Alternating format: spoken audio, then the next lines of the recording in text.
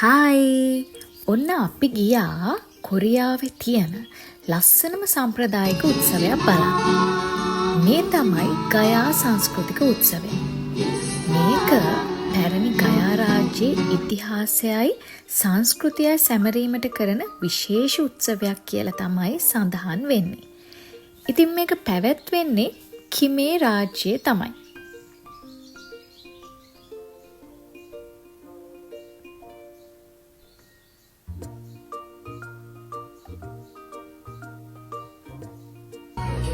ඔයාලා විශ්වාස කරයිද දන්නේ මෙතෙන්ට ගියාම දැනෙන්නේ හරියට පරණ කාලයකට ගියා වගේ.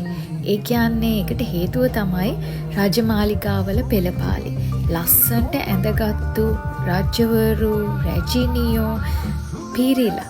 ඒ විතරක් නෙමේ ලස්සන සම්ප්‍රදායික නර්තනාංග, සංගීත ප්‍රදර්ශන, ඒ වගේම යුද්ධ සටන් කලාවට අදාළ ප්‍රදර්ශන හරිම අපූර්වට මේ උත්සවයේ ඇතුලේ අපිට බලන්න අවස්ථාව හම්බ වෙනවා.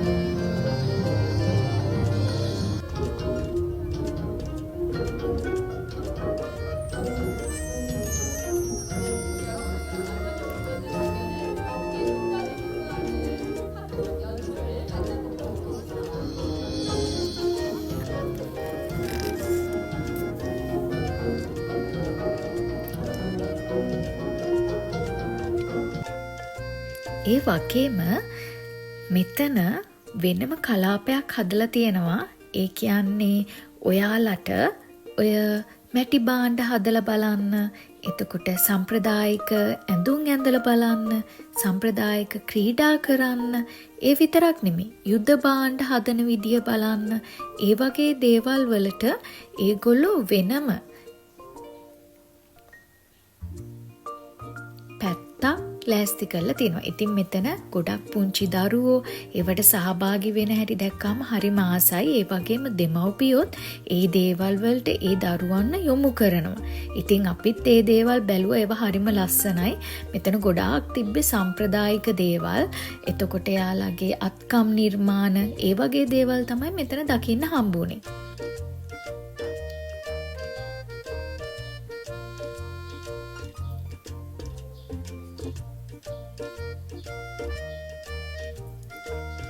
ඒ විතරක් නෙමෙයි ඉතින් කෑම කන්නත් වෙනම පැත්තක් තිබ්බා. ස්ට්‍රීට් ෆුඩ් කැමති අයට ඒ පැත්ත ගොඩාක් හොඳයි. මන්නම් කියන්නේ ඔයා මේ කොරියාවේ ඉන්න කෙනෙක් නම්, එහෙමත් නැත්නම් කොරියාවට ඉන්න කෙනෙක් නම්, ඔයා සංස්කෘතික දේවල් වලට, ඉතිහාසෙට, ඔය නර්තනයට, සංගීතයට කැමති කෙනෙක් නම් මෙන්න මේ වගේ උත්සව තියෙද්දී ඒවට ඔයාට වෙලාවක් හම්බ වුණොත් ගිහින් බලන්න. මොකද අපි නොදන්න හුඟක් දේවල් අපිට එක එක රටවල් ගැන, එක එක සංස්කෘතීන් ගැන ඉගෙන ගන්න මේ වගේ උත්සව ලොකු පිටුවහලක් වෙනවා කියලා මම විශ්වාස කරනවා.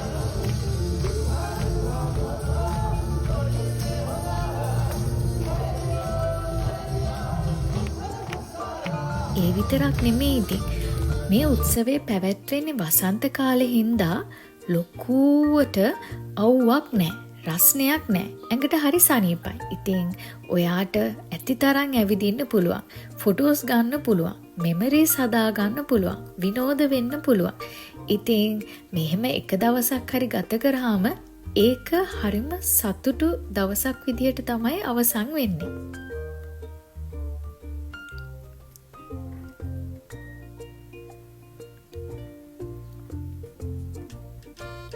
අපිත් මෙතන රෑ වෙනකම්ම ගත කරා. මොකද රෑට ඒගොල්ලන්ගේ කෑම කඩ වෙනම තිබ්බා. කොරියන් කෑම කඩ අපිට රස බලන්න පුළුවන් කැමති විදිහකට. ඒ වගේම එතනට ඇවිත් හිටපු හැමෝම වගේ රෑ වෙනකම් හිටියා, විනෝද වුණා, සින්දු ඇහුවා, නර්තනවල යෙදුණා. ඒ කියන්නේ එයාලා ඒ දවස හරිම සැහැල්ලුවෙන් ගත කරා. විනෝදෙන් ගත කරා. තමන්ගේ යාළුවෝ එක්ක, පවුලේ අය එක්ක, හැමෝම එක්ක. ඉතින් ඒ දවස ඉවර වෙනකම්ම ඒගොල්ලෝ මේ විදිහට ගත කරා. අපිත් ඒත් එක්කම ගත කරා. ඉතින් හැමදාම එකම විදිහට ගෙවෙනවට වඩා වෙනසක් හම්බ වෙන එක හරි වටිනවා නේද?